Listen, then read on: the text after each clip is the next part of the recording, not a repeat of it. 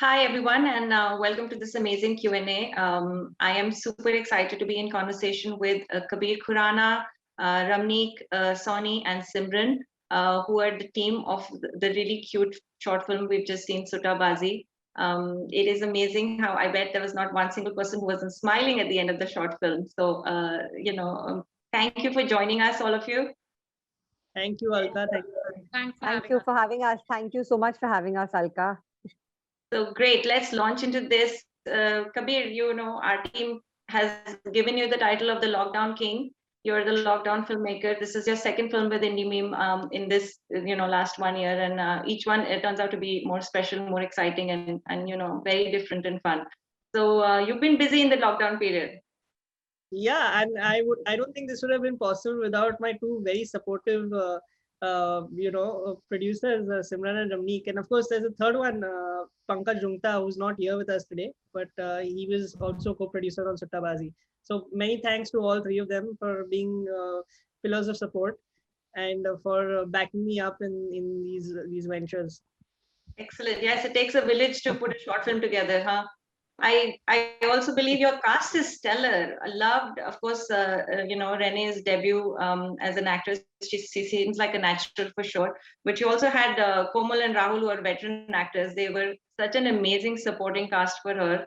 So tell us, let's start up with, how was it casting for your film, especially at this time? So, well, we were looking for a Shiva Chadda actually for the mother's role, and that was my frame of reference. And that was my reference point. But obviously her dates were not working out, and which is why I was looking for actors who had the similar kind of sur, who could play the character of the mother. And because I was always right since the beginning, I always knew that the film was not as much about the family as it was about the mother's story, right? Which is why the getting the mother right was critically important. So I actually started scouting for the mother's character first, and so Komal Chabria's son actually has been my line producer for the past. He was my line producer on Hangout as well, and he's been working with me for a long time. So I just called up Komal auntie and I said, "Auntie, will you do this film?" So she immediately jumped at the idea and she said, "Yes, of course. I mean, I'm game. I'm up for it." And then, of course, Rahul Vora also happens to be someone I've known for a long time. So I rang him up and I said that, Rahul, would you like to do this film? And he asked for the log line and the premise and all of that. And I shared with him the concept. And he was kicked and he came on board immediately. Renee happens to be a school friend of mine. And initially I was looking at, getting someone like Mithila Palkar to play the daughter's role. Of course, she would have been probably too old, but I was scouting for someone a little younger, but who had that Mithila kind of look, and that's when it just struck me that I could probably ask Renee, and Renee and I were chatting on Instagram at that time. So yeah, that's how Renee happened, and I think all the actors really fed off each other's energies. I think the reason why it looks like a Kurkure family or a family. A quintessential Kurkure family or a family that is, a middle class Indian family stuck in lockdown.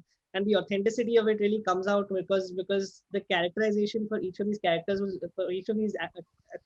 was extremely strong, and they understood their backstories and their brief to, to an extent that they were able to play these characters, with a certain kind of genuinity.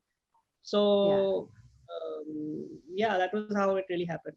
I think he really nailed it with the cast. Yeah, I agree. Nailed it, yes, because you can see the energy and it's absolutely infectious. The entire chemistry between the three of them is what actually comes across as on screen. It does. And it's such a cute way to put it, that like the Kurkure family. They are, it's they do, and especially the one scene you have outside the door when the three of them go their own ways. The whole this family is completely nuts. They do come across as being having lived together for 6 months without getting a break from each other, and all getting on each other's nerves. Yeah, and the story of every family during lockdown. You just want to get away. No, so it's brilliant. Really, it comes across in that. Really does. Excellent. I have a favorite scene. My favorite scene is actually the last scene where the father is popping his head out and is hiding his little cigarette and having his little smoke. So that is my favorite scene in the movie. And that was not in the script actually. That was an afterthought that I had said. And I said, what happens if the father's also smoking and he's also a clandestine smoker like the rest of, like the mother and the daughter. So that the clandestine father smoking was an afterthought. It happened on set, and we improvised and we shot it. That's great, because every family has its own secrets, and everybody's got their own secrets that they keep away from everybody. So I think that was really the icing on the cake. It was very, very cute, and at the risk of sounding completely politically incorrect, it's like the family that smokes together stays together. Like all of them. It wasn't really like anyone was condoning each other. That's why they were all hiding from each other. But yeah, the message was that, the two generations have to kind of meet midway and find their common ground and learn and take from each other. Yes, and going by the messages theme, I think you had a lot of these little layered, nuanced things going on. The non-believers in the whole COVID, affair, the whole effect of social media on lives of people. This whole what you just said, Simran, about.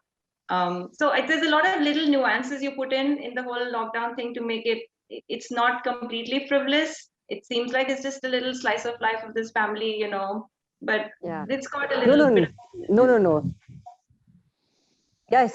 The whole idea was to actually show two parallel generations and their mindsets and how they may be bonding over a cigarette, but the mother isn't really condoning the daughter. Their differences are actually coming through, and yet they're finding meeting ground. So that's the whole message. Yeah. So the crux of the story is the mother and daughter relationship. I think that's the core of it. It's the bonding of mother and daughter, and the smoking just becomes a plot device. It was just a facilitator in that bonding, but it's not that I don't see the film as being promoting smoking or condoning smoking by any means. No, not at all. It's also a different generation, isn't it? Like, if this was me and my mother, and if I'd seen my mother smoke when I was that age, I would have probably said, oops, I'd throw my cigarette and run away. I would still not want my mother to find out. But in the new generation's case, she walks up with a cigarette in hand and says, well, you too. I always thought about it. So it's a different thing. They're showing a different time to what it would have been. It's probably what I expect my daughter to do. It wouldn't be what I would have done back in the day. I would have still kept my cigarettes and run away. I'd know hers, but I would not give up mine. So I think that's really good. It's very interesting to see that as well. Guys, it's been wonderful chatting with you. Thank you for coming on and giving us this time. It's a lovely film, and I know our audience would have really enjoyed it. Kabeer, do you want to quickly tell our audience what to look forward to next from the Lockdown King? The next, I don't think you can call me a Lockdown King, because this was not post-lockdown, but at least it was post-lockdown in India. Yes, what the three of us have been, what Simran, Ramneek and I have been working on, and Pankaj, of course, the four of us have been working on is this short called Drama Yama, which has Reni again, and Darshil Safari, Suchitra Pillai, Afra Syed, Sirat Mast, and Zubin Shah. So it has an ensemble cast, and also something which is very different from Hangout or SUTTABAAZI. It's also a teen drama. It's a teen drama, and it's set entirely in a college. So yeah, I mean, that is, I think, what is up next and what is worth looking out for. Thank you for sharing that, and thank you again for joining us. Good luck to all of you. Thank you for having us. Thank you for having us.